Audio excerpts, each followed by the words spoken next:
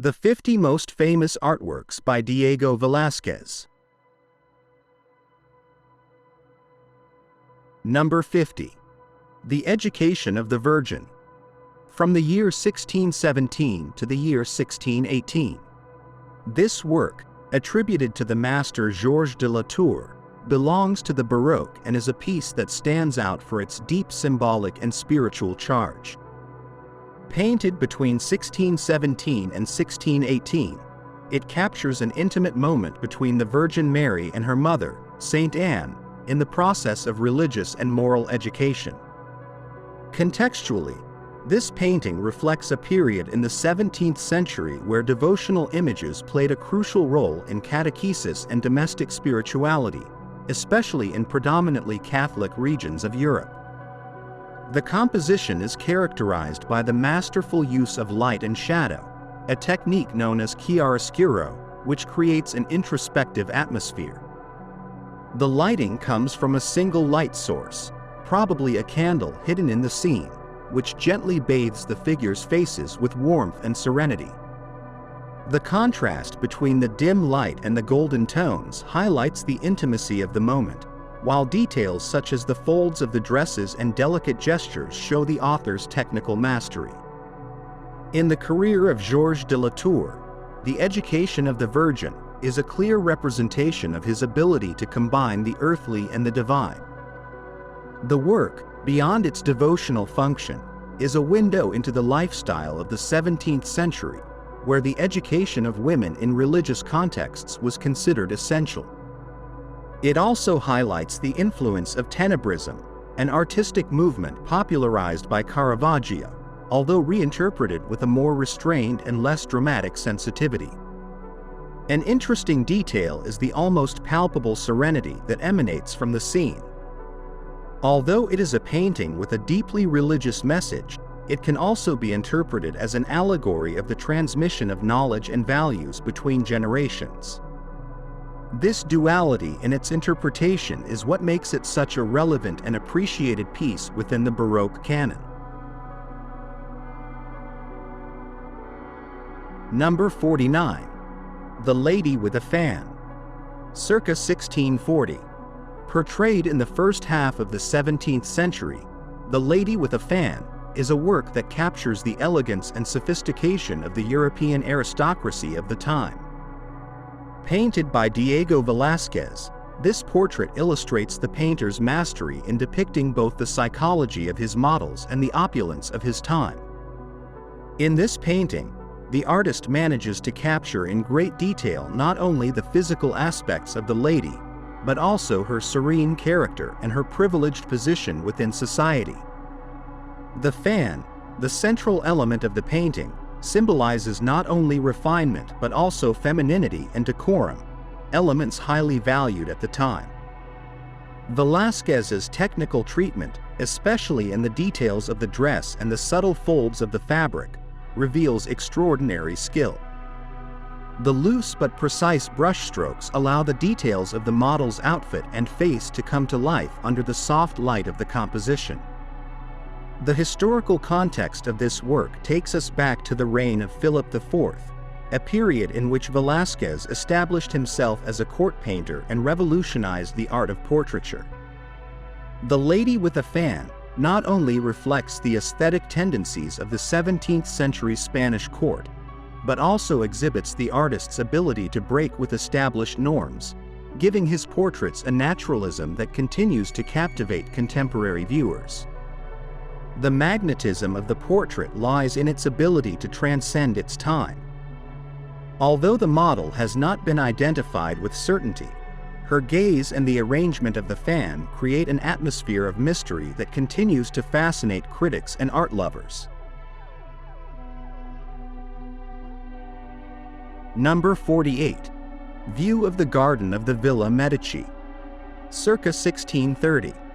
This work by Diego Velázquez, painted around 1630, is a sublime example of the artist's interest in capturing landscapes with an almost lyrical sensibility. Set against the backdrop of his stay in Italy, View of the Garden of the Villa Medici transports us to the splendor of Renaissance architecture and gardens, rendered with a balance and precision that anticipates the modern landscape. The composition is organized in layers, guiding the viewer's gaze from the architectural elements in the foreground to the serenity of the sky on the horizon. The carefully distributed light enhances the warm colors of the stone and the vibrant greens of the vegetation. The seemingly simple brushstrokes reveal the depth and atmosphere of the place with an almost palpable realism. In the context of Velázquez's career, this painting represents a turn toward direct observation of nature and an experimentation with space and light. During the 17th century, landscape was not considered a major genre, but Velázquez was able to elevate it to a level of sophistication that influenced later generations. What is most notable about this work is its ability to capture not only a physical place, but also the atmosphere and spirit of an era. The serenity of the garden and the harmony of its lines convey a calm that contrasts with the intensity of other works by Velázquez, showing the versatility of the master. Number 47. The Sibyl, 1648. In The Sibyl, Diego Velázquez displays his mastery of portraiture by combining the mythological and the human in a representation of extraordinary psychological depth.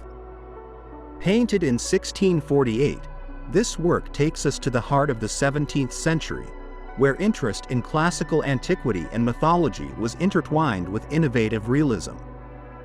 The Sibyl, a prophetic figure of antiquity, appears here humanized, dressed in simple clothing and an introspective gaze that transcends time. Velázquez's technique shines in the treatment of the skin and fabrics, which seem to breathe under the carefully modulated light. The light brushwork and economy of detail in the background focus all attention on the face and expression of the Sibyl, evoking both wisdom and mystery. This balance between the earthly and the divine is a distinctive feature of Velázquez's work. The painting also reflects the cultural context of its time, when the Spanish court under Philip IV sought to reassert its cultural influence through patronage of artists such as Velázquez. Although the identity of the sitter remains a matter of debate, it has been speculated that she could be the artist's wife, Juana Pacheco, which adds a personal layer to this enigmatic work. A fascinating detail is how Velázquez manages to reinterpret a classical subject with a modern approach, highlighting the humanity of his character. This trait makes him an innovator who continues to inspire generations of artists. Number 46. Portrait of the Jester Calabacillas, circa 1637 to 1639. The Portrait of the Jester Calabacillas is one of Diego Velázquez's most memorable works, painted between 1637 and 1639. This portrait, one of the series of jesters and marginal characters that the artist painted during his service at the court of Philip IV, combines keen observation of human character with exceptional artistic technique. Calabacillas, known for his ability to entertain with wit and humor, is depicted here with a dignity and depth that defy the conventions of the time.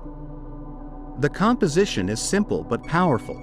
The jester is seated, with a relaxed posture that contrasts with the intensity of his gaze.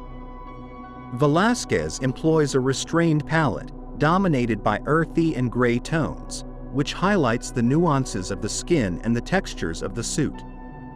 The loose brushwork, almost abstract in some areas, gives the painting an immediacy and vitality that seems to anticipate modern techniques. Historically, this portrait stands out for its ability to dignify a figure who, in his time, would have been considered marginal. Velázquez breaks with stereotypes by showing Calabacillas not only as a jester, but as a human being with a complex and rich personality. This empathy and respect for his subjects is one of the characteristics that elevate Velázquez's work to the rank of the great masters. An intriguing aspect of this work is how Velázquez uses the figure of Calabacillas to explore the balance between humor and melancholy, the grotesque and the sublime. This duality makes the portrait as moving as it is technically brilliant. Number 45. The Infanta Maria Teresa, from the year 1652 to the year 1653. The painting, the Infanta Maria Teresa, painted between 1652 and 1653 AD, captures the essence of Spanish Baroque painting in the 17th century. This portrait was painted by Diego Velázquez during his years of service at the court of Philip IV, when he established himself as one of the most prominent portrait painters of the European nobility. The Infanta, daughter of the monarch, is depicted with a solemnity that contrasts with her youth. Her elaborate dresses, loaded with details in brocades and lace, not only denote the wealth of the royal family, but also Velázquez's mastery in working with textures and light. The historical context of this work is significant, as Maria Teresa was a central figure in the political alliances of the time. The portrait was made with a diplomatic purpose, as copies of the work were sent to the French court as part of the arrangements for her future marriage to Louis XIV. In this sense, the painting is not only a piece of art, but also a testimony to the political strategies of the 17th century. Velázquez manages to capture the dignity of the Infanta through a gaze that projects serenity and strength. Technically, the handling of light and shadow in this work is impeccable. Velázquez uses the sfumato technique to soften the contours of the face and give depth to the painting, while the light brushstrokes give a unique dynamism to the fabric of the dress. The dark background, characteristic of the Baroque, allows the figure of Maria Teresa to stand out with an almost ethereal luminosity. The balance between realism and idealization demonstrates why Velázquez is considered an unsurpassed master of portraiture. A curious detail of this work is the subtle inclusion of elements that allude to the Infanta's royal status, such as the jewels that adorn her dress and hair. These elements are not mere ornaments, but symbols of power and dynastic continuity. Every inch of the canvas was thought out with a precision that continues to fascinate critics and art lovers to this day. Number 44. Portrait of Ferdinand of Austria, from 1632 to 1633. The Portrait of Ferdinand of Austria, painted between 1632 and 1633 AD, is part of a period of artistic and political splendor at the court of the Spanish Habsburgs. This portrait, also by Diego Velázquez, shows Ferdinand, younger brother of King Philip IV, in a pose that denotes authority and serenity. The figure of Ferdinand is dressed in shining armor, decorated with inlays that denote his high rank and his military role in the empire. In this context, the armor not only symbolizes his role as a defender of the Catholic faith, but also the strength of a monarchy that sought to maintain its hegemony in Europe. The portrait combines a solemn composition with a pictorial style that favors naturalness. The attention to detail is astonishing, from the reflections in the metal of the armor to the expression on Ferdinand's face, who seems to look at the viewer with a mixture of pride and serenity. Technically, Velázquez stands out for his ability to capture diverse textures. The armor contrasts with the softness of Ferdinand's facial features, and the dark background further highlights the central figure. This use of chiaroscuro, so characteristic of the Baroque, gives depth to the composition and reinforces the prominence of the subject. A fascinating aspect of this work is the use of reflections in the armor to suggest a space beyond the canvas. This technical resource shows Velázquez's absolute mastery in the use of light. The portrait, beyond its propagandistic intention, is a psychological study that reflects both the character and the responsibilities of the young prince. Number 43. Christ after the flagellation contemplated by the Christian soul. From the year 1628 to the year 1629. The work, Christ after the flagellation contemplated by the Christian soul, created between 1628 and 1629 AD, is a moving example of Baroque spirituality. This painting, attributed to Diego Velázquez, shows Christ after suffering the flagellation, with a body marked by suffering and resignation. The figure of Christ is accompanied by a personification of the Christian soul, represented as a female figure who contemplates the scene with devotion and sorrow. The historical context of this work is set at a time when art was used as a vehicle for the Catholic faith, especially in Spain, where the Baroque flourished as a tool of the Counter-Reformation. The painting conveys a message of penitence and redemption, using Christ's suffering as a call to spiritual introspection.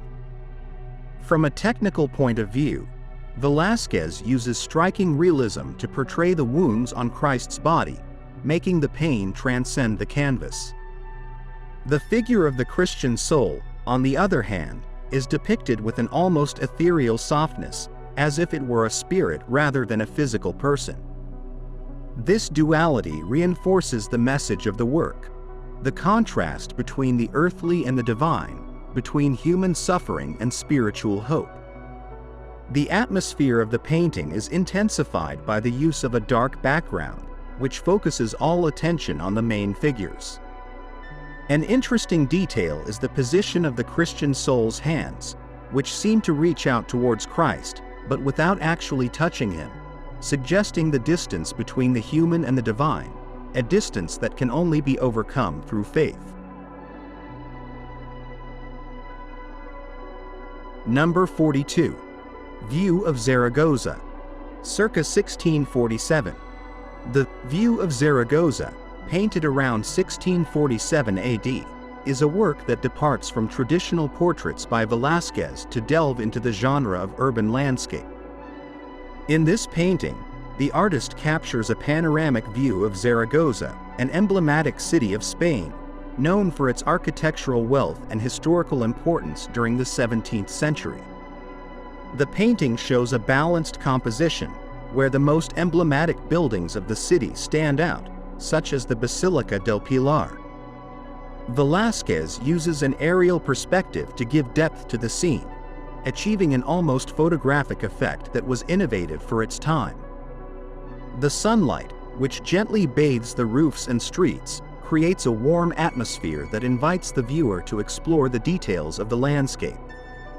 Historically, Zaragoza was a cultural and religious center of great importance, and this work could have been commissioned to highlight its importance within the Spanish Empire. The level of detail in the depiction of the buildings suggests that Velázquez spent time studying the city, capturing not only its physical appearance, but also its spirit. A notable element is the inclusion of human figures in the streets and squares, which add dynamism to the scene. These small figures seem to be engaged in everyday activities, which brings a touch of realism and humanity to the painting. Although not one of his best-known works, the View of Zaragoza demonstrates Velázquez's versatility and his ability to masterfully approach diverse subjects. Number 41. Portrait of the Count Duke of Olivares, 1638. The Portrait of the Count Duke of Olivares, painted in 1638 AD, is one of Velázquez's most iconic works and a testament to the close relationship between the artist and this powerful figure in the court of Philip IV. Gaspar de Guzman, Count Duke of Olivares, was the king's favorite and a key figure in 17th-century Spanish politics. In this portrait, Velázquez depicts him in ceremonial armor, emphasizing his role as defender of the kingdom. The composition of the painting is imposing. Olivares is in a slightly turned position, with his gaze fixed on the viewer, conveying a mix of authority and confidence. The armor and the baton of command are clear symbols of his military and political power, while the dark background highlights the main figure, directing all attention to him. The historical context of this work is crucial to understanding its relevance. In 1638, Spain was facing multiple conflicts, and the Count Duke needed to project an image of strength and leadership. Velázquez manages to capture that essence in this portrait, using his mastery of chiaroscuro and his ability to capture the psychology of his subjects. A fascinating detail is the use of color in the ornaments of the armor and the band that crosses Olivares' chest, which contrast with the sober tone of the background. These details not only provide visual richness, but also reinforce the idea that the Count Duke was a central figure in the machinery of the empire. The work, beyond its function as a portrait, is a historical testimony of a time of splendor and challenges in the Spanish Empire. Through his brush, Velázquez immortalizes not only the countenance of a powerful man, but also the weight of responsibility and ambition that defined his life. This portrait, considered one of the peaks of Baroque art, remains an essential reference for understanding the relationship between art and power in the 17th century. Number 40. Don Cristobal Suárez de Ribera, 1620. In 1620, in the middle of the 17th century, Diego Velázquez, one of the masters of Baroque art, painted the portrait of Don Cristobal Suárez de Ribera. This work is among the most outstanding of the Sevillian painter's works, displaying a technical mastery that reflects both the majesty of his model and the skill of the artist. During this period, Velázquez began to establish himself as an exceptional portrait painter, combining his ability to capture the psychological nuances of his subjects with an anatomical precision that set a new standard in European painting. The portrait is characterized by its sobriety and attention to detail, typical elements of the Spanish Baroque. Don Cristobal, a man of notable presence, appears dressed in black clothing adorned with fine embroidery, a symbol of his high social position. The lighting, which highlights his face and hands, creates a strong contrast with the dark background, a technique Velázquez used to direct the viewer's attention to the main subject. This use of chiaroscuro highlights the texture of the fabric and the details of the face, providing surprising depth and realism. The work not only reflects Velázquez's technical skills, but also his ability to capture the personality and status of the subject. Don Cristobal, known for his influence on the political and social life of Seville, is depicted with a mixture of dignity and serenity, characteristics that underline his imposing character. The portrait is a testament to the relationship between the painter and his models, where mutual trust and respect allowed for a more authentic and emotional representation.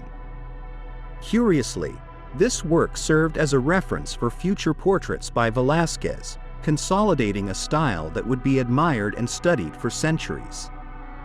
The combination of realism and symbolism in the portrait of Don Cristobal Suárez de Ribera positions this work as a key piece in the evolution of the portrait in the history of art.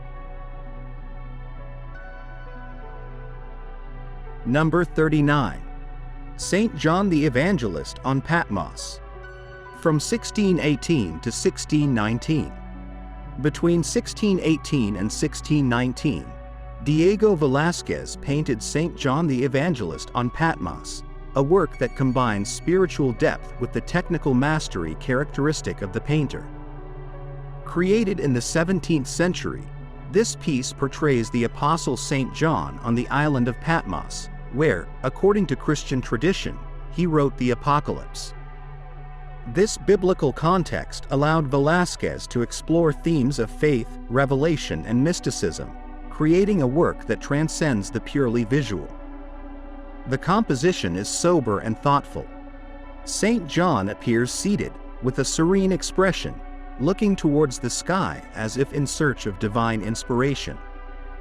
In his hands he holds an open book, representing his role as a sacred writer, while the eagle, the traditional symbol of the evangelist, rests at his side, providing a symbolic component that connects the viewer with the Christian narrative. The background is dark, evoking an introspective and solemn atmosphere. Technically, Velázquez demonstrates an impressive mastery of color and texture. The folds of St. John's cloak are worked with a precision that captures both the materiality of the fabric and the luminosity of the environment. This level of detail contrasts with the more diffuse treatment of the background, which adds an air of mystery and transcendence. The light, used masterfully, not only defines the figure of the apostle, but also reinforces the symbolism of divine illumination. The work is not only significant for its religious theme, but also because it represents one of Velázquez's first approaches to the historical religious genre, which would influence his later career. Furthermore, the painting stands out for its ability to connect the viewer with the moment of inspiration and revelation, achieving a perfect balance between the earthly and the divine. Number 38. Democritus, circa 1630. Around 1630, Diego Velázquez created his interpretation of Democritus, an allegorical portrait of the Greek philosopher known as the father of atomic theory. This painting is an extraordinary example of how Velázquez combined philosophical, historical, and artistic elements to bring to life a figure from the distant past. The work belongs to the period when the painter was working at the Spanish court, a context that allowed him to experiment with more intellectual and universal themes. Democritus is presented as a wise old man, with a sharp gaze and a jovial expression, symbolizing his fame as the philosopher who laughs. Velázquez uses chiaroscuro to highlight the wrinkles on his face, each one telling a story of reflection and experience. In his hand he holds a globe, an allusion to his cosmological theories and his interest in the universe, while the dark background emphasizes the centrality of the character.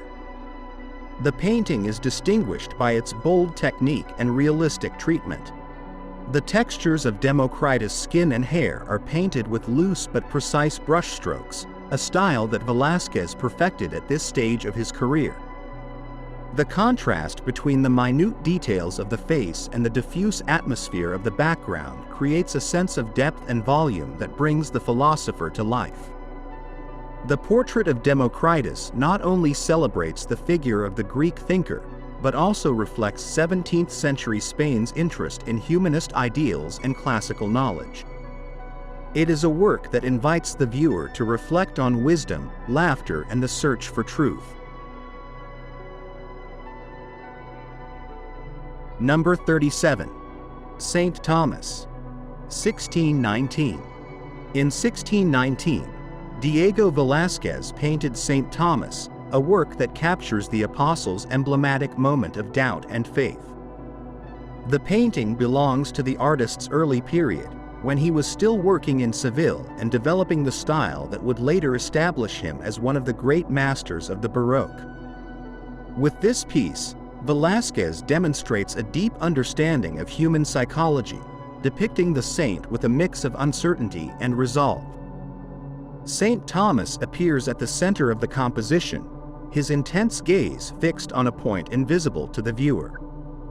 His clothing, painted with an earthy and restrained palette, highlights the apostle's humility. In his hands he holds a book, a symbol of his search for divine knowledge, and a spear, alluding to his martyrdom. The background is dark, with slight flashes of light that suggest the divine presence, reinforcing the symbolism of the work. Velázquez's technique is appreciated in the details of St. Thomas's face and hands, where each brushstroke contributes to a sense of palpable realism. Deep shadows and precise lighting direct attention to the apostle's internal conflict, capturing a moment of introspection that transcends the narrative. This work, although less known than others by the master, is a perfect example of his ability to combine the human and the divine in a single image. St. Thomas is a testament to Velázquez's ability to explore faith as a deeply personal experience. Number 36. Portrait of the Jester Barbarossa. Circa 1637 to 1640. Between 1637 and 1640, Diego Velázquez painted Portrait of the Jester Barbarossa, a work that is part of his famous series of portraits of jesters and dwarfs of the Spanish court. This portrait, painted in the middle of the 17th century, is distinguished by its dignified and humane treatment, challenging the conventions of his time, which often ridiculed these characters rather than celebrating them. Barbarossa is shown seated, with a relaxed but imposing pose, which conveys both his role as a court jester and his individuality. His clothing, although simple, is rendered with a precision that highlights the textures and folds of the fabric. Velázquez uses a dark background to focus attention on the sitter's face, illuminated in a way that reveals his features and thoughtful expression. The painter's technique is evident in the details of Barbarossa's face, where each brushstroke contributes to a vibrant and lively portrait. Light and shadow are masterfully balanced, highlighting both the physical and emotional dimensions of the character. This humanistic approach transforms the jester into an individual worthy of admiration and respect, moving away from the caricature-like representations common at the time. The portrait of the jester Barbarossa is more than just a portrait. It is a statement about human dignity and Velázquez's talent for capturing the essence of his subjects. The work remains one of the most moving depictions of marginal characters in Baroque art. Number 35. Portrait of the Jester Don Juan of Austria. From 1632 to 1633. In the 17th century, the Spanish court became a vibrant stage for artistic expression, and Diego Velázquez, chamber painter to King Philip IV, took advantage of this atmosphere to explore unique portraits that captured the complexity of the human condition. The Portrait of the Jester Don Juan of Austria is an exceptional example of this approach. The work depicts the jester dressed as the historical military commander, with a theatricality that combines solemnity and parody, challenging the conventions of the time. Through his brush, Velázquez endows the character with an air of dignity that contrasts with the entertainment function traditionally expected of jesters. Velázquez's technique in this work is impeccable, as is characteristic of his artistic maturity. The fluidity of the brushstrokes, especially in the details of the clothing and the use of chiaroscuro, creates a three-dimensional illusion that brings the viewer closer to the jester. Light plays a central role, illuminating the face and highlighting the introspective expression that invites reflection on the duality between his role as a comedian and his humanity.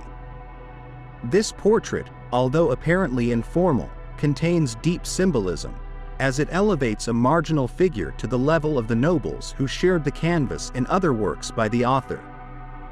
Historically, this painting is set in a period where jesters not only entertained the court, but also fulfilled critical functions, such as providing veiled criticism through humor. Velázquez masterfully captures this ambivalence. Instead of caricaturing Don Juan of Austria, the painter presents him with a firm posture, as if he were ready to lead an army, which highlights the irony of the scene.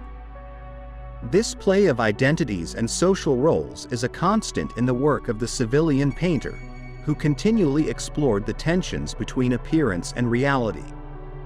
A fascinating fact about this work is its ability to withstand the passage of time.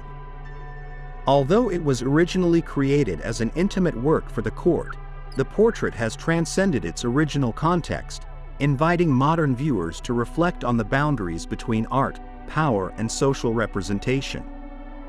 In this sense, Velázquez's jester becomes a bridge between the 17th century and the present, reminding us that every figure, however marginal, has a story worth telling. Number 34. Portrait of Don Pedro de Barberana y Aparegui. Circa 1631. Diego Velázquez, a master of Spanish Baroque painting, created one of his most fascinating works in 1631, the Portrait of Don Pedro de Barberana y Aparegui. This portrait captures a distinguished gentleman whose direct gaze and resolute attitude reflect the authority and prestige of his position in 17th century society. The work, in addition to being a testament to Velázquez's technical talent, is a visual document of the political and economic power that characterized the gentleman of the time. The composition is simple but striking, with the character placed in the center of the canvas and surrounded by a dark background that highlights his figure. Velázquez employs a sober palette, dominated by earthy tones, and uses light to accentuate the details of Don Pedro's face and costume. The depiction of the texture of the fabric and the embellishments of his clothing is a sublime example of the painter's ability to capture materiality with almost tangible precision. The sitter's upright posture conveys a sense of power and confidence, while the softness of the transition of shadows reveals the artist's skill in working with chiaroscuro. In historical terms, this portrait not only highlights Velázquez's technical prowess, but also his ability to establish a psychological bond between sitter and viewer. Don Pedro, though imposing, appears approachable, suggesting that Velázquez sought to depict not only the subject's external appearance, but also his inner character. This humanistic approach is one of the reasons why his portraits are still so admired centuries later. Interestingly, this portrait is also a reflection of the relationship between Velázquez and his patrons. The painter, already established as a court artist, was in a privileged position that allowed him to portray both nobles and influential figures. Through this work, Velázquez not only perpetuated the memory of Don Pedro, but also left an indelible mark on the history of European portraiture. Number 33. The Immaculate Conception. 1618. In 1618, Velázquez created the Immaculate Conception, an early work that reflects both the influence of his civilian upbringing and his ability to interpret religious themes with a personal approach. The painting, set in the context of the Counter-Reformation, represents the Virgin Mary in her purest and most spiritual concept, following the guidelines established by the Council of Trent on sacred art. This work not only stands out for its aesthetic beauty, but also for its ability to convey a message of faith and devotion. Velázquez uses a vertical composition that elevates the Virgin against a background of clouds and angels, representing her heavenly ascension. The figure of Mary is elegant and serene, dressed in a blue cloak and white tunic, symbolic colors of purity and divinity. The details on the face and hands are delicate, displaying a refined technique that already anticipates the mastery she would achieve in her later years. Light, a central element in this work, envelops Mary in a halo that reinforces her divine character and separates her from the earthly plane. The historical context of this work is crucial to understanding its meaning. In the 17th century, Spain was a bastion of Catholicism, and religious art played a fundamental role in education and the reaffirmation of faith. Velázquez, aware of this responsibility, manages to combine doctrinal rigor with an artistic sensitivity that makes the Immaculate Conception an accessible and emotional work for the faithful. A notable detail of this painting is how Velázquez balances theological symbolism with a human representation of the Virgin. This not only strengthens its connection with the viewers of its time, but also ensures its relevance as a key piece in the history of religious art. Number 32. Prince Baltasar Carlos with a Dwarf. 1631. In Prince Baltasar Carlos with a Dwarf, Velázquez presents a work that combines courtly portraiture with subtle social criticism. Painted in 1631, this piece reflects Velázquez's interest in capturing both the grandeur and vulnerability of his subjects. The prince, heir to the throne, is shown accompanied by a dwarf, a recurring figure in the 17th century Spanish court, which underscores the dynamics of power and hierarchy of the time. The work stands out for its carefully balanced composition.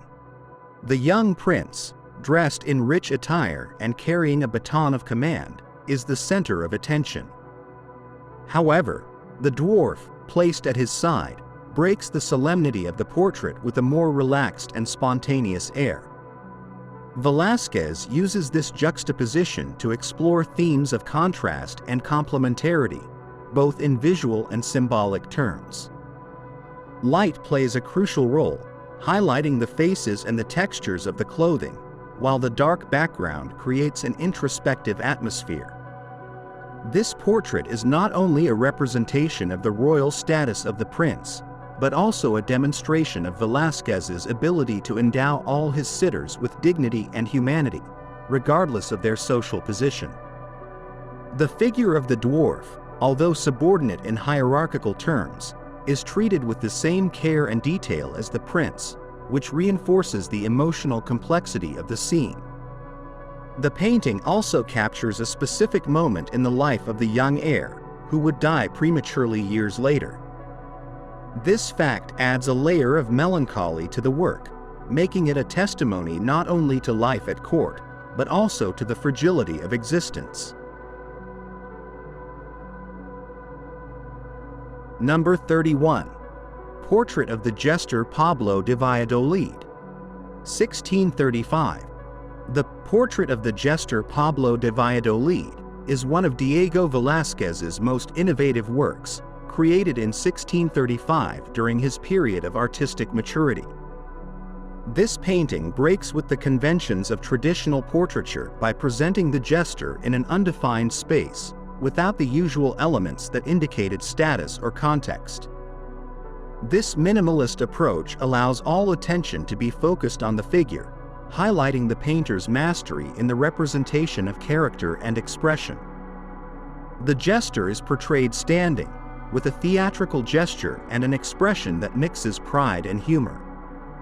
His dark clothing contrasts with the neutral background, creating an effect of depth that was revolutionary for the time. Velázquez uses loose, precise brushstrokes to capture the texture of the clothing and the nuances of the face, achieving a vibrant representation that seems to come to life before the viewer's eyes. This portrait is not only a testament to Velázquez's technical talent, but also to his ability to challenge the artistic and social norms of his time. In the historical context of the 17th century, jesters held a peculiar place in the Spanish court. Although they were considered figures of entertainment, they also served as veiled critics and keen observers of political and social life. Velázquez, by portraying Pablo de Valladolid with such dignity and attention to detail, elevates his position beyond that of a simple court servant, suggesting an inner complexity that was rarely recognized in people of his rank. What makes this work unique is its ability to transcend the boundaries between courtly portraiture and artistic experimentation. By eliminating traditional props and settings, Velázquez creates a timeless atmosphere that forces the viewer to focus on the humanity of the subject. This approach was innovative in its time and remains an object of study and admiration in art history. Number 30. Portrait of Luis de Góngora y Argote, 1622. In 1622, during the 17th century, Diego Velázquez painted the portrait of Luis de Góngora y Argote, one of the most emblematic works of his early period in Madrid. This portrait not only captured the physical appearance of the famous Baroque poet, but also captured the deep and thoughtful character that defined his literary work. In a period marked by the rise of arts and letters in Spain, Velázquez managed to synthesize the intensity of the Golden Age in this painting. The portrait is composed of an austere palette, highlighting the dark tones and dramatic lighting that frame Góngора's face. Velázquez's technique here demonstrates an early mastery in the use of chiaroscuro, an element that he mastered with a level comparable to that of Caravaggio. The details of the face, from the wrinkles to the pensive expression, reflect not only anatomical fidelity, but also a deep respect for the personality of his model. This commission was part of Velázquez's strategy to establish himself in the court of Philip IV. The representation of Góngora, a widely recognized and appreciated poet, was a milestone in his career, which later allowed him access to even more exclusive circles of the nobility. Through this portrait, Velázquez not only positioned himself as a highly talented painter, but also as a visual chronicler of the intellectuals of his time. An interesting detail of the work is how Velázquez managed to capture the essence of a poet whose fame transcended generations. Without the need to include symbolic elements, the painter transferred to the canvas a narrative that dialogues directly with Góngора's poetry, elegant, complex, and full of nuances. Number 29. Saint Paul, 1619. In 1619, Velázquez created Saint Paul, a work charged with spirituality and psychological depth. This oil painting, done in the 17th century, reflects the growing influence of tenebrism in Spanish painting, especially in the way Velázquez approaches religious themes. The saint is portrayed in a pose of introspection, holding a book, a symbol of his letters and teachings. The composition of the work is austere but striking. The figure of Saint Paul dominates the pictorial space, emerging from a dark background that intensifies his presence. The use of chiaroscuro highlights the contours of the face, hands, and clothing, allowing the viewer to focus their attention on essential details. This minimalist approach contrasts with the more ornate Baroque works of the period and is evidence of Velázquez's unique style. The work falls within a tradition of religious portraits that sought to inspire devotion, but Velázquez went further by endowing the saint with palpable humanity. The deeply expressive eyes of Saint Paul seem to contain a mixture of determination and melancholy, as if the artist wanted to convey the weight of his evangelizing mission. Velázquez did not resort to excessive ornamentation. Instead, he concentrated on the psychology of the character, achieving an intimate connection between the figure and the viewer. This approach was a precursor to his later treatment of portraits, where individuality and emotional depth would become his hallmarks. Number 28. The Supper at Emmaus, from 1622 to 1623. Between 1622 and 1623, Velázquez painted The Supper at Emmaus, a work that is located at a crucial moment in his artistic development. Inspired by the biblical narrative, this painting represents Jesus sharing a meal with two disciples after his resurrection, a theme loaded with symbolism and meaning in the Christian tradition. Velázquez approaches the scene with an intimate composition and a masterful handling of light.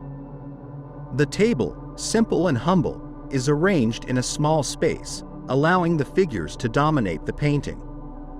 The lighting comes from a dim source, enhancing the expressions of the characters and creating an atmosphere full of mysticism. The gestures of the disciples reveal surprise and reverence when they recognize the resurrected one, while Jesus maintains a serene posture, radiating divinity.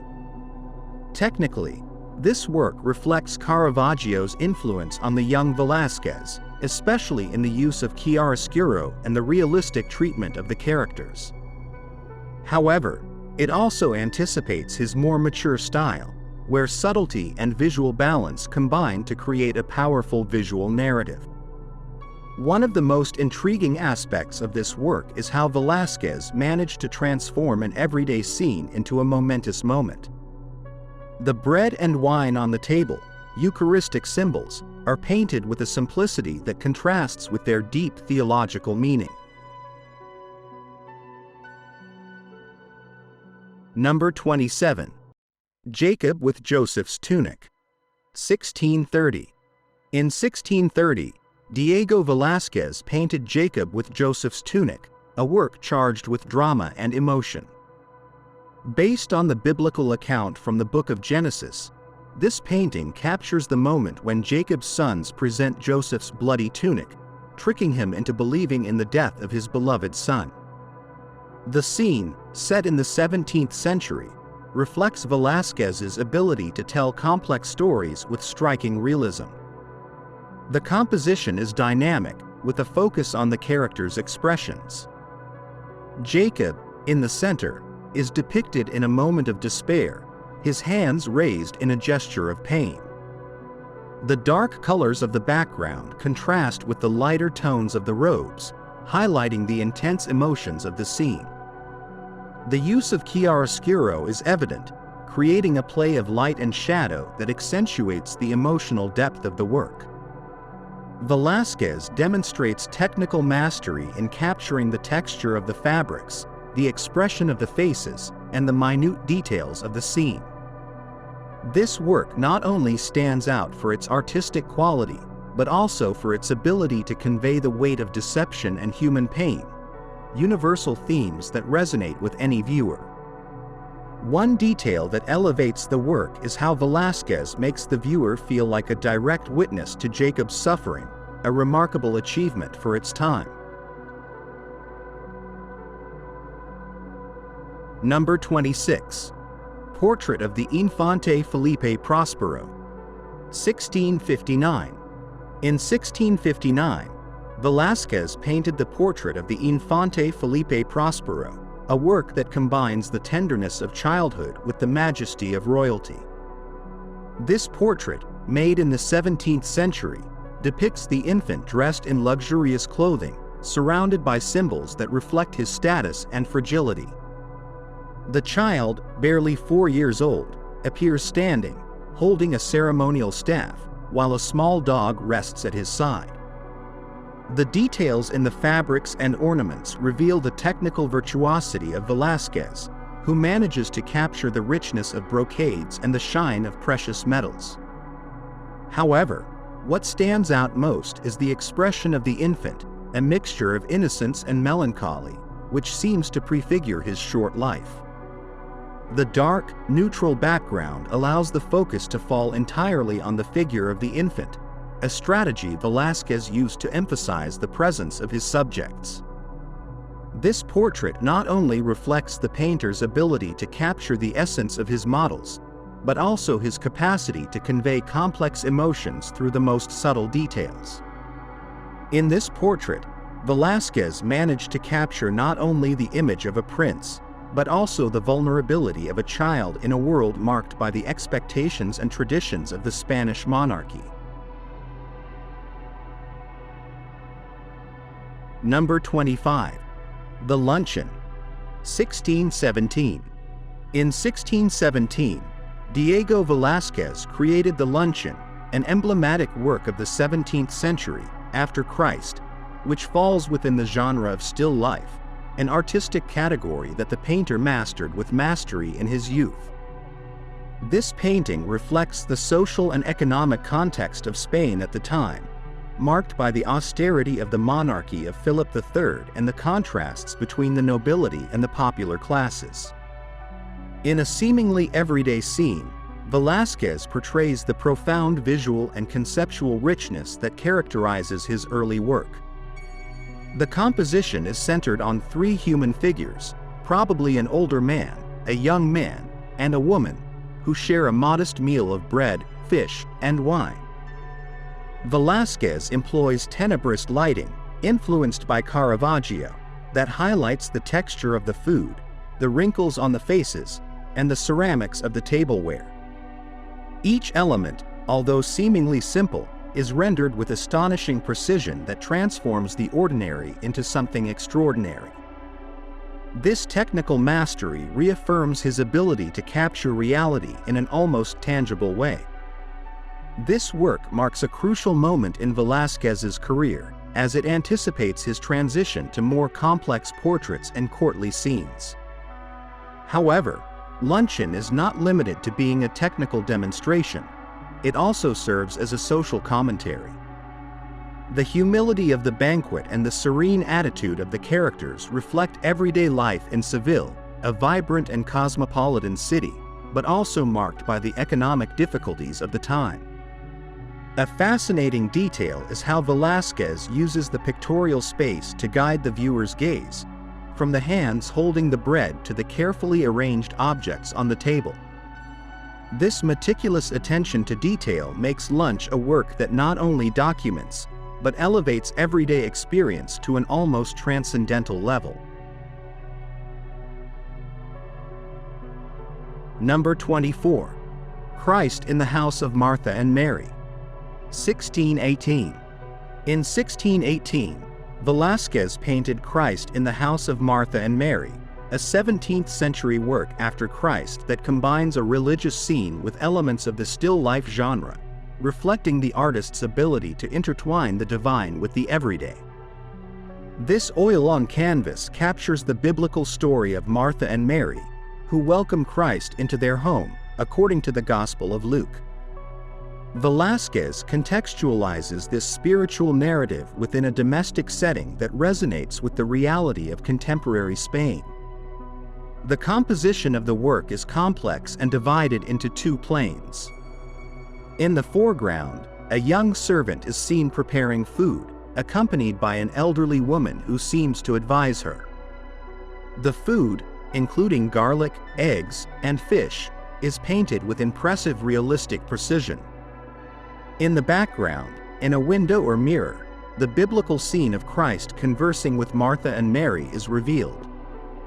This contrast between the earthly and the heavenly reflects the duality between active and contemplative life, a recurring theme in Christian thought at the time. Velázquez uses a warm, earthy palette, characteristic of his early works, and applies dramatic lighting that accentuates the texture of the objects and the expressiveness of the characters. The influence of Caravaggio's naturalism is evident, especially in the depiction of the hands and faces, which convey a palpable sense of movement and emotion. This work is notable not only for its technical innovation, but also for its humanistic approach. Velázquez elevates domestic tasks to a level of spiritual dignity, connecting the ordinariness of life with transcendental themes. This approach contributes to his reputation as a master at capturing both the essence of the divine and the reality of the human. Number 23. Queen Mariana of Austria. 1652. In 1652, Velázquez painted the portrait of Queen Mariana of Austria, one of the most representative works of the 17th century after Christ. This portrait, commissioned by the Spanish court, reflects not only the majesty of the monarchy, but also the evolution of Velázquez's style towards a more psychological and nuanced representation of his subjects. The Queen, wife of Philip IV, is shown dressed in an imposing court dress adorned with lace and brocade, a symbol of her status and power. The portrait is a sublime example of Velázquez's technical mastery, who uses loose brushstrokes to create rich and complex textures. Light plays a crucial role, highlighting the shine of the dress and the details of the Queen's face, which reflects a mix of youth and responsibility. Despite the rigidity of royal protocol, Velázquez manages to infuse humanity and emotional depth into the depiction, capturing both the solemnity of her position and her individuality. This portrait also serves as a historical document, showing the fashion trends and aesthetic ideals of the Spanish court in the 17th century. The work stands out not only for its formal beauty, but also for its ability to communicate the Queen's power and authority, cementing Velázquez's place as the court's leading painter. A notable element is the balance in the composition. While the dress takes up much of the canvas, the Queen's eyes dominate the scene, drawing the viewer's gaze and establishing an intimate and direct connection. This portrait remains an iconic work that encapsulates the grandeur and refinement of Baroque painting. Number 22. Don Baltasar Carlos on horseback. 1635 to 1636. Between 1635 and 1636, Velázquez painted Don Baltasar Carlos on horseback, a 17th century AD work that stands out as one of the most celebrated equestrian portraits of the Baroque. Commissioned by Philip IV, this painting celebrates the young crown prince, depicting him as a symbol of hope and dynastic continuity at a crucial time for the Spanish monarchy. The work shows the prince mounted on a white horse in a majestic pose, with a baton of command in his hand, a gesture that underlines his future role as leader. Velázquez employs an elevated perspective, placing the prince in a natural setting that emphasizes his nobility and connection to the divine. The landscape, painted with loose brushstrokes, creates a dynamic contrast with the detailed and elegant figure of the young heir. This portrait is a technical and symbolic masterpiece. Velázquez combines his skill in capturing equine anatomy with his dexterity in conveying the liveliness and character of the prince. The light, which bathes the prince and his horse, reinforces their central position in the composition, while the atmosphere of the landscape adds depth and grandeur. The painting transcends its function as an official portrait and becomes a political statement, presenting Baltasar Carlos as the future savior of Spain. Although his premature death prevented him from fulfilling this destiny, the work remains a lasting testament to the vision and hope that the monarchy placed in him. Number 21. Infanta Margarita Teresa in a pink dress. 1653. In 1653, Velázquez painted Infanta Margarita Teresa in a pink dress, an iconic work of the 17th century, after Christ, that captures the grace and innocence of the young daughter of Philip IV. This portrait, created when Margaret was just 3 years old, reflects both the fragility of childhood and the solemnity of her position as a member of the Spanish royal family. The Infanta is shown dressed in an elaborate pink dress, adorned with lace and embroidery, notable for its richness and complexity. Velázquez employs his signature handling of light to highlight the texture of the fabric and the delicacy of Margaret's features. Her eyes, full of life and curiosity, become the emotional focus of the composition, establishing an immediate connection with the viewer. The work is distinguished by its balanced composition and Velázquez's technical mastery. The dark, sober background contrasts with the luminosity of the dress, drawing attention to the central figure. This portrait not only celebrates the beauty and purity of childhood, but also acts as a reminder of the responsibilities Margaret would face as future Empress of the Holy Roman Empire.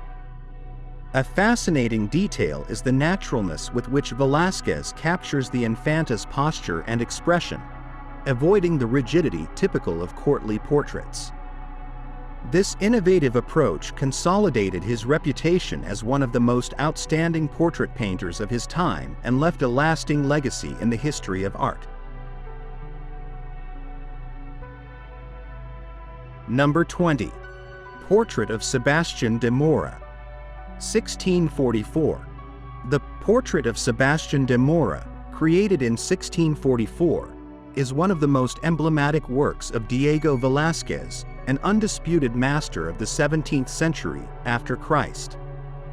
This painting portrays with astonishing psychological depth Sebastian de Mora, a court jester of Philip IV, whose physical condition was immortalized with a dignity rarely seen in his time.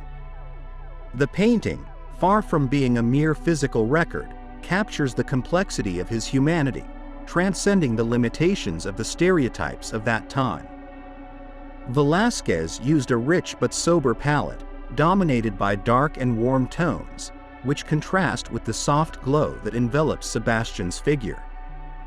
The loose and vibrant brushstroke technique, characteristic of the painter, gives the face a vitality that seems to elevate the image of a jester to a level of symbolic nobility.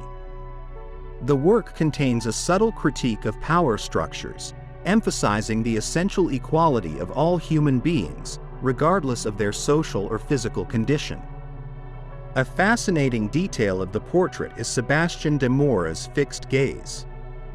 His eyes, dark and penetrating, seem to hold the viewer in a silent dialogue, transmitting a mixture of pride, sadness, and resignation. This detail, together with the absence of an elaborate narrative background, concentrates all attention on the figure, a testament to Velázquez's genius for capturing human psychology. Number 19. The Seamstress, circa 1640 to 1650.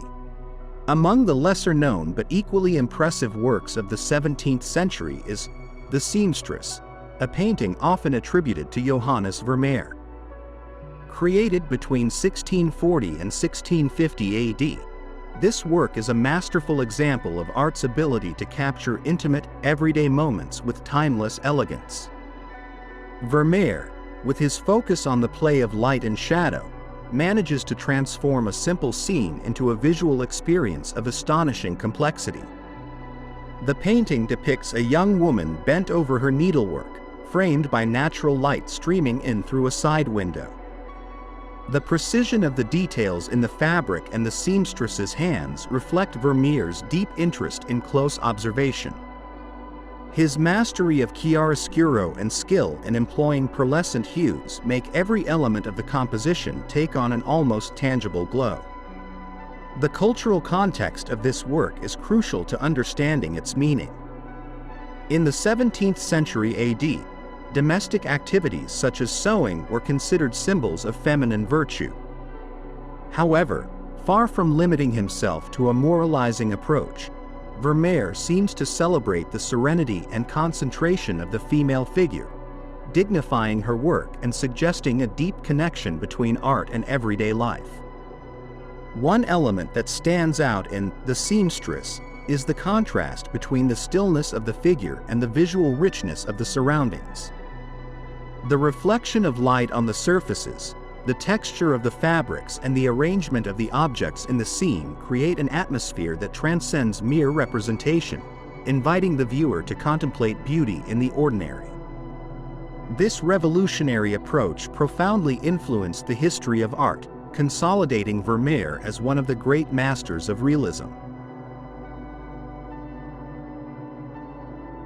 Number 18. The Adoration of the Magi, 1619.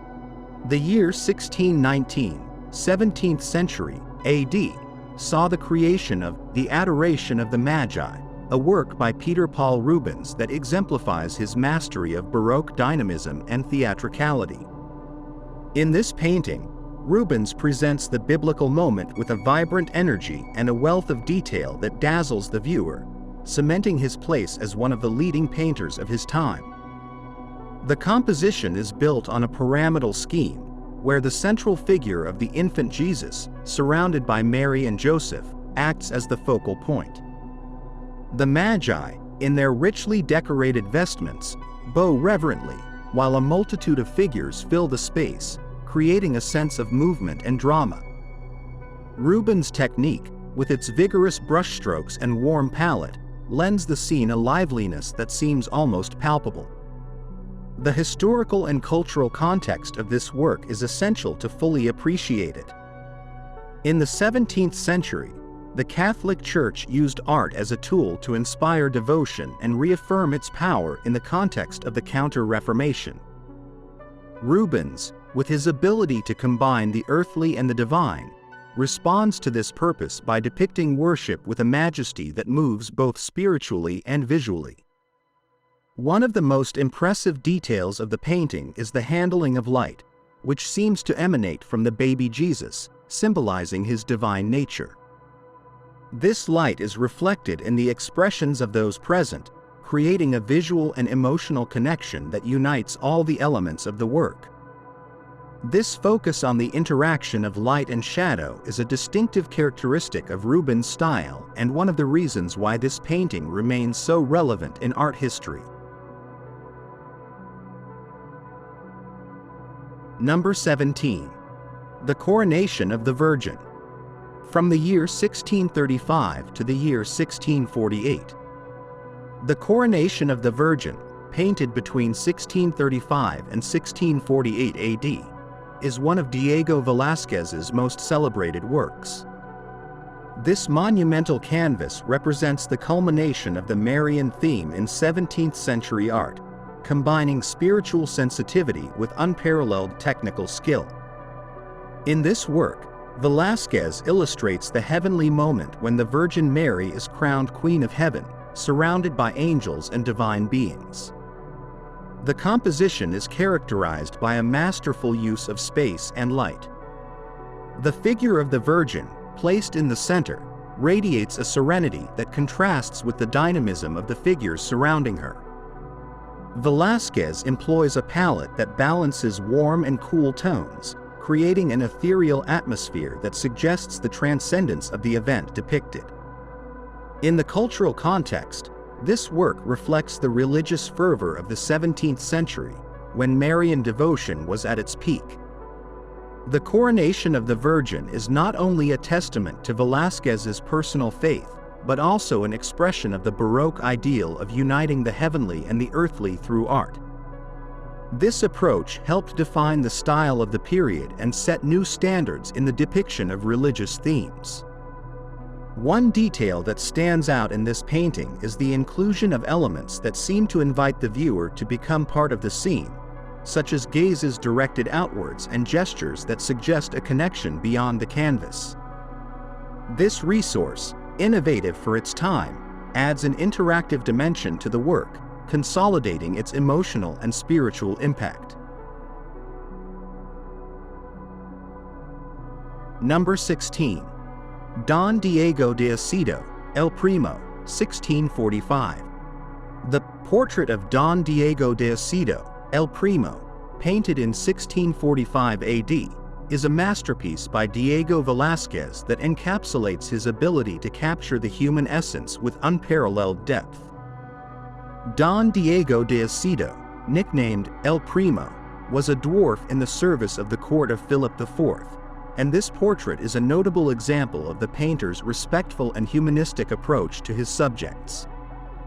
The figure of Don Diego is depicted with a dignity that defies the conventions of his time. Seated in austere surroundings, with a book in hand, his serene and thoughtful expression conveys an intelligence and depth that belies the social prejudices of the 17th century. Velázquez uses a rich palette of earth tones, accentuated by subtle plays of light that enhance the texture of the fabrics and the warmth of the face. This portrait is especially relevant in the context of Velázquez's career, as it shows his commitment to the authentic representation of human individuality, regardless of social hierarchies. In an era when dwarves were often the subject of ridicule, Velázquez portrays them with a humanity that transcends their role at court, inviting the viewer to reconsider their perception. One of the most intriguing aspects of the work is the book that Don Diego is holding, a symbol of erudition that adds a layer of complexity to his depiction. This detail, along with the sitter's introspective gaze, invites the viewer to imagine a deeper story behind the character. The inclusion of the book could be interpreted as a deliberate act by Velázquez to emphasize Don Diego's intellectual worth, in contrast to the stereotypes of his time. This portrait, despite its apparent simplicity, contains a powerful narrative that highlights the ability of art to challenge and transform social perceptions. In short, the portrait of Don Diego de Acedo, El Primo, is not only a masterful depiction of a courtly figure, but a testament to Velázquez's genius in capturing the dignity and complexity of his subjects, leaving an indelible mark on the history of art. Number 15. Infanta Margherita Teresa of Austria in a blue dress. 1659.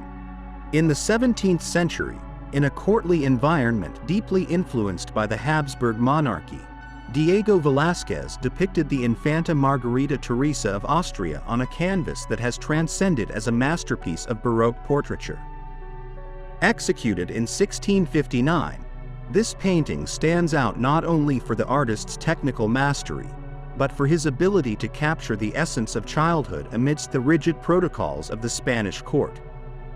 Margherita Teresa, daughter of King Philip IV, is depicted wearing a blue dress decorated with intricate silver embroidery, symbolizing royal status and lineage. The technique used by Velázquez shows a fluid brushstroke and a masterful application of light, which gives the dress an almost tangible texture. The light falls softly on the Infanta's blonde curls and the bright blue of her clothing, creating a contrast that emphasizes her youth and the fragility of her figure. In the background, the characteristic sobriety of the work allows the protagonist to be the absolute focus of attention. Every detail, from the folds of the dress to Margherita's serene expression, reveals Velázquez's genius for transmitting naturalness and sophistication in the same space. This portrait was not only limited to being a symbol of dynastic representation, but also marked a high point in Velázquez's career as chamber painter to the king. His ability to capture the personality of his subjects, even in a context of ceremonial rigidity, is evident in this work. Margherita Teresa is not only a symbol of the dynastic continuity of the Habsburgs. She is a living and real figure, immortalized in the history of European art. A fascinating detail of this portrait is how Velázquez used subtle color gradients and reflections in the fabric to give an impression of life and movement, something unusual in royal portraits of the time. This painting, in addition to serving as a historical document, remains a testament to the artist's sensitivity to the humanity behind the noble titles. Number 14. Mars. 1640. In 1640, Diego Velázquez reinterpreted the god Mars, an emblematic figure of Roman mythology, with a vision that challenged traditional representations. In this canvas, created in the context of the rise of the Spanish Baroque, Mars appears stripped of his usual heroic glory, represented as a tired and melancholic warrior. This humanization of the god of war, characteristic of Velázquez's work, provides a psychological dimension unusual in the mythological representations of his time. Mars, with a reflective and melancholic look, sits with a helmet on his lap and surrounded by symbolic elements of his identity, such as armor and a sword. However, his relaxed posture and introspective expression contrast with the traditional image of an energetic and combative god. The lighting, typical of Velázquez's style, highlights his musculature and the details of his armor, while the dark background gives a dramatic character to the scene, focusing solely on the character. This work is distinguished by its innovative combination of the human and the divine, the tangible and the symbolic.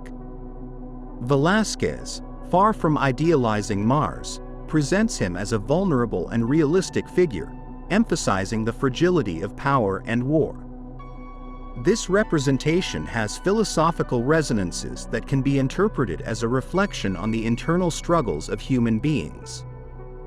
It is intriguing to observe how Velázquez introduced almost palpable textures in the details of the helmet and the cloth, making the painting transcend the limits of narrative painting and approach the realm of introspection. With Mars, Velázquez not only challenged the expectations of his time, but also offered a timeless portrait of the human condition. Number 13. Philip IV on horseback. 1635. In 1635, Velázquez presented one of the most monumental works of his career, Philip IV on horseback. This equestrian portrait, executed in the context of the 17th century, was conceived to decorate the Hall of Realms in the Buen Retiro Palace, a gallery intended to exalt the grandeur of the Spanish monarchy. The king is depicted as an imposing and majestic leader, embodying the ideal of the absolute sovereign in a period when Spain's power was beginning to decline. The painting is notable for its dynamic composition, where the horse appears to be in full motion, with its front legs raised in a posture that reflects vigor and control. Philip IV, dressed in shining armor, holds a baton of command that symbolizes his authority. Velázquez's technical precision is evident in the details of the horse's coat, the metallic textures of the armor, and the treatment of the landscape that stretches out in the background. The work is also a tribute to Velázquez's ability to combine portraiture with historical narrative. Philip IV is not just a monarch in this painting. He is a symbol of stability and power at a time of internal and external tensions for Spain. His elevated position and commanding gesture reinforce this image, while the masterful use of light and color adds depth and grandeur to the scene. The horse, whose representation is as detailed as that of the monarch, becomes a reflection of the king's power and nobility. Velázquez succeeds in transforming this equestrian portrait into a visual testimony to the ideal of the soldier king, consolidating his legacy in the history of art and dynastic power. Number 12. Philip IV in chestnut and silver, circa 1632. This portrait, painted around 1632, shows King Philip IV at a crucial moment in his reign. Dressed in a suit of chestnut and silver tones, the monarch appears in a formal and solemn pose, representing the dignity and protocol of the 17th century Spanish court. Velázquez, as a court painter, used this portrait to reaffirm the prestige of the monarchy, achieving a representation that combines realism and symbolism. The king's slightly melancholic expression reflects the introspective character of Philip IV, who faced the challenges of governing a declining empire. The color palette, dominated by earthy and silver tones, adds an air of sobriety and elegance to the portrait, while the dark background highlights the figure of the monarch, making him the absolute center of attention. Velázquez demonstrates his ability to capture the psychology of his subjects, presenting Philip IV not only as a ruler, but also as a man aware of the burden of his power. The details in the brocade of the suit and the metallic reflections of the embroidery are a testament to the artist's technical mastery. This portrait marked an important point in the relationship between Velázquez and the king, consolidating the civilian painter as one of the most influential artists of his time. His ability to balance personal representation with political symbolism made this work a model for royal portraits in Europe. Number 11. Portrait of Juan de Pareja, 1650. In 1650, during his stay in Rome, Diego Velázquez painted one of the most acclaimed portraits of his career, the portrait of Juan de Pareja. This canvas, which represents his assistant and collaborator, is a revolutionary work both for its technique and its content. Juan de Pareja, of Moorish origin and a slave at the time, appears in a dignified and majestic pose, defying the social conventions of the time. Velázquez's signature loose brushwork and warm lighting give this work a vitality rarely found in 17th century portraits. The details of Pareja's face, with a serene and determined expression, reflect the humanity and respect with which Velázquez treated his assistant.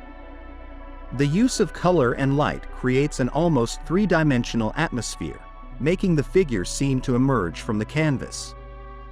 This portrait is not only a testament to Velázquez's technical skill, but also to his social sensitivity. By depicting Juan de Pareja with the same dignity as members of royalty, the artist broke barriers and paved the way for a new vision of portrait art. The work was presented at a public exhibition in Rome, where it received unanimous praise and consolidated Velázquez's reputation as one of the great masters of the Baroque. A notable detail is how Velázquez used this portrait as a preliminary study to perfect his technique before tackling the portrait of Pope Innocent X. This highlights the importance he attached to this work, which remains a symbol of humanity and equality in art. Number 10. The Forge of Vulcan, 1630. In 1630, Diego Velázquez, a master of the Spanish Baroque, painted the Forge of Vulcan, a work that stands out for its fusion of mythological themes and naturalism characteristic of the time. Set in the 17th century, this painting was created during the artist's first trip to Italy, which deeply influenced his technique and artistic perspective. Inspired by the classical frescoes he saw in Rome and Venice, Velázquez transferred the themes of antiquity to the modern pictorial language, creating a narrative that combines the everyday with the divine. The work represents the moment when Apollo, the god of light, reveals to Vulcan the infidelity of his wife, Venus. In this scene, Velázquez displays his mastery by capturing human expressions charged with surprise and emotional tension. The characters, though mythological in origin, are depicted as ordinary men in a humble workshop, a trait that reflects the artist's penchant for humanizing divine figures. The attention to detail in the muscles, the textures of the skin, and the gleams of the wrought metal are proof of his ability to manipulate light and shadow. From a technical standpoint, Velázquez delves into tenebrism, but with a more balanced use of lighting that highlights the main elements without losing the details in the shadows.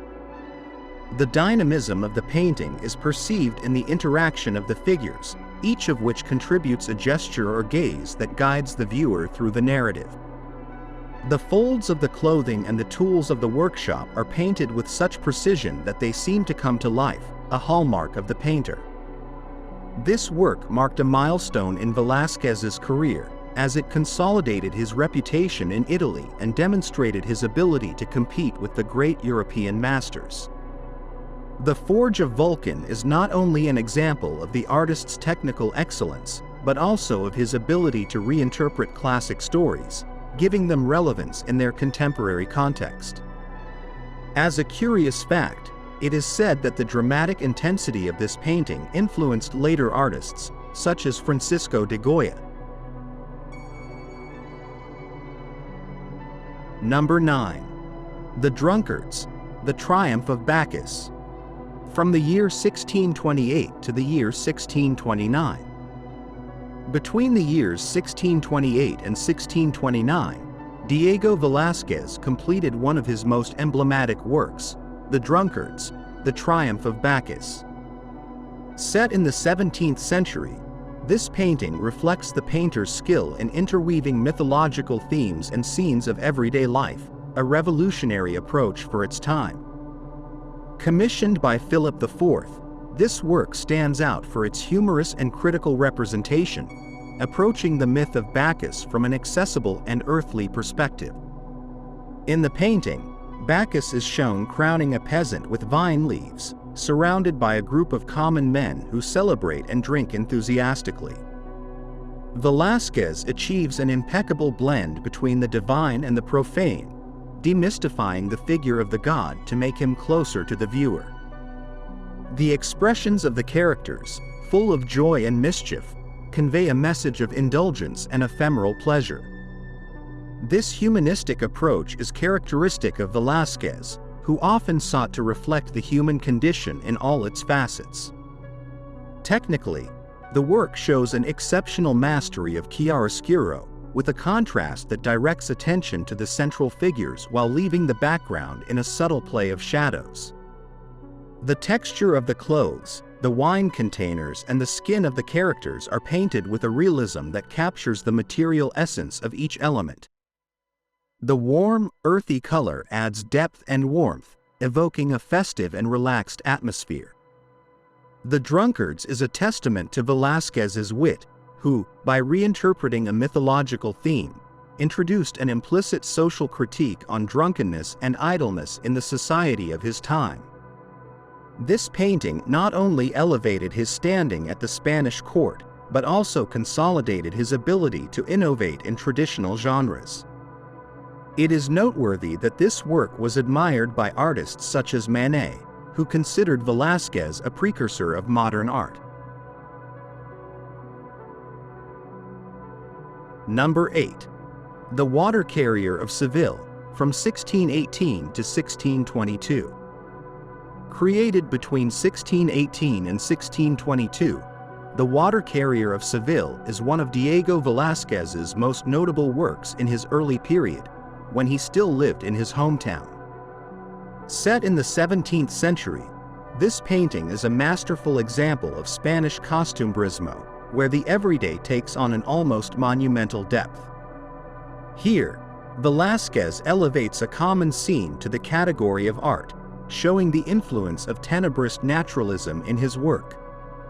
The painting shows a water carrier handing a glass of water to a young man, while a third character stands in the background.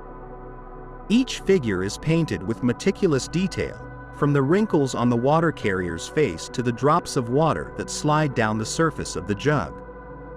The interplay of light and shadow highlights the three-dimensionality of the figures and objects, an impressive technical achievement that denotes the influence of Caravaggio. What makes this work unique is its subtle symbolism. Water, the central element, can be interpreted as a symbol of life and purity, while the figure of the water carrier represents the dignity of humble work. Velázquez here demonstrates his ability to capture humanity in the ordinary, a quality that would distinguish him throughout his career. This painting, later acquired by the Royal Collection, consolidated Velázquez's reputation as a young prodigy. The attention to detail and the atmosphere of intimacy it conveys made this work admired by later generations. As an anecdote, it is said that the Water Carrier of Seville inspired writers and poets who found in the image a reflection of daily life in 17th century Spain. Number 7. Old Woman Frying Eggs, 1618.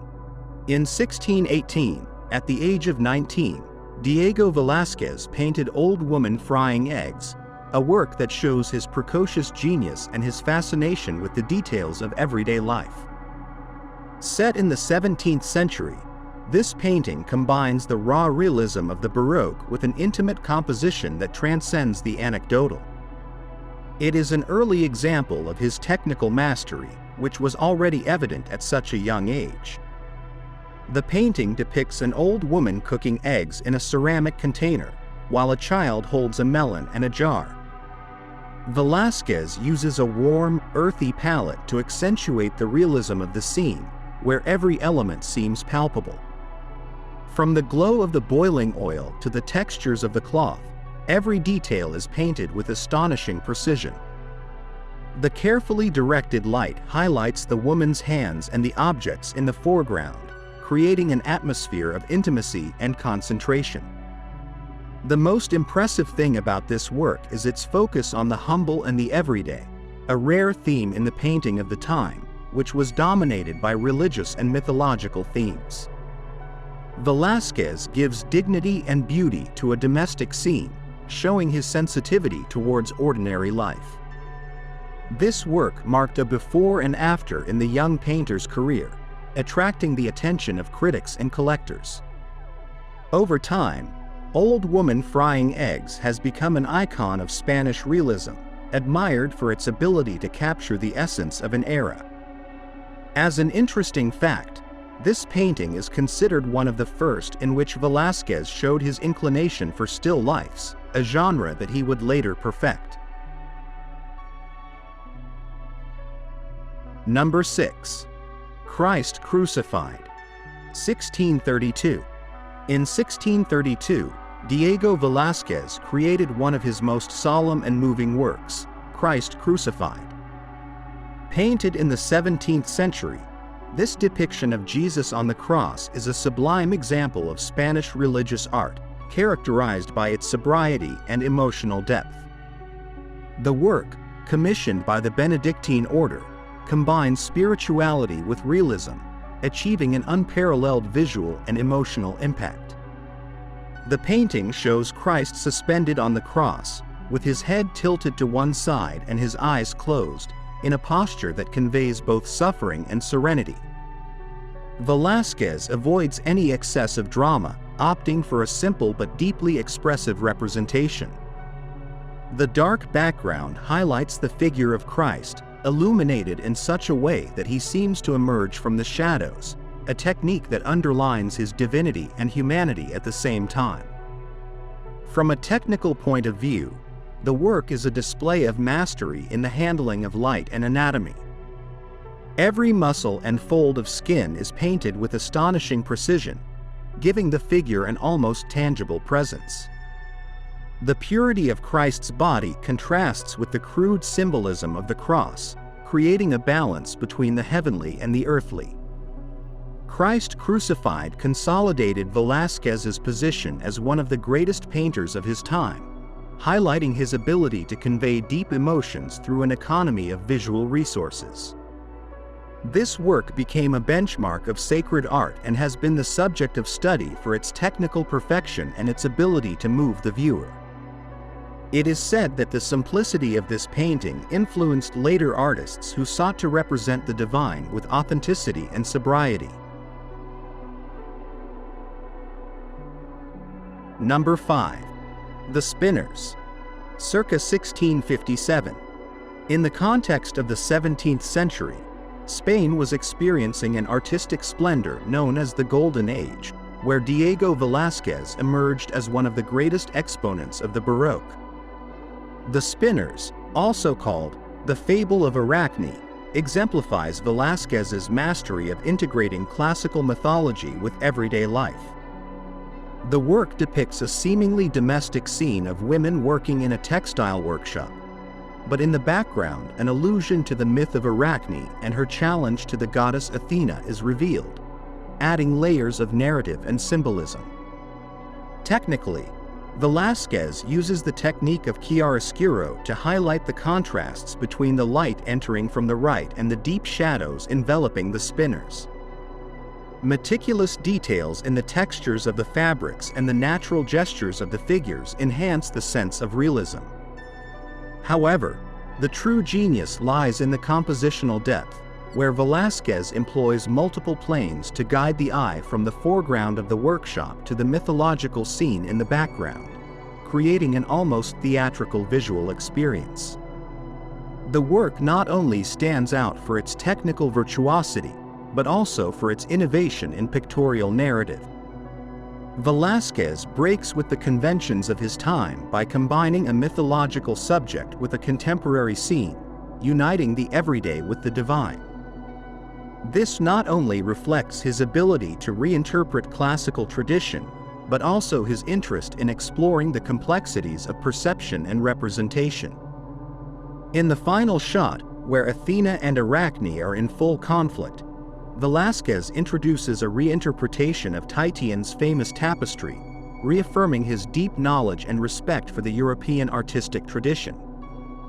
This nod not only connects his work with that of Renaissance masters, but also reinforces the idea of painting as an art of arts, as intricate and valuable as poetry or music. Number 4. Venus with a Mirror, circa 1647 to 1651. Diego Velázquez breaks the established norms of his time with Venus with a Mirror, a work that stands out not only for its technical beauty, but also for its boldness. In the 17th century, nude female representations were controversial, especially in deeply Catholic Spain. However, Velázquez manages to balance sensuality and decorum by depicting Venus, the goddess of love, from behind while she contemplates herself in a mirror held by her son, Cupid. The use of color in this work is masterful. Velázquez uses a sober palette, dominated by silver, gray, and red tones, which lend an air of sophistication to the scene. Venus's skin, bathed in soft light, seems almost tangible, highlighting his ability to capture textures with unmatched subtlety. The mirror, a recurring symbolic element in European art, adds a psychological component, suggesting a dialogue between eternal beauty and the transience of life.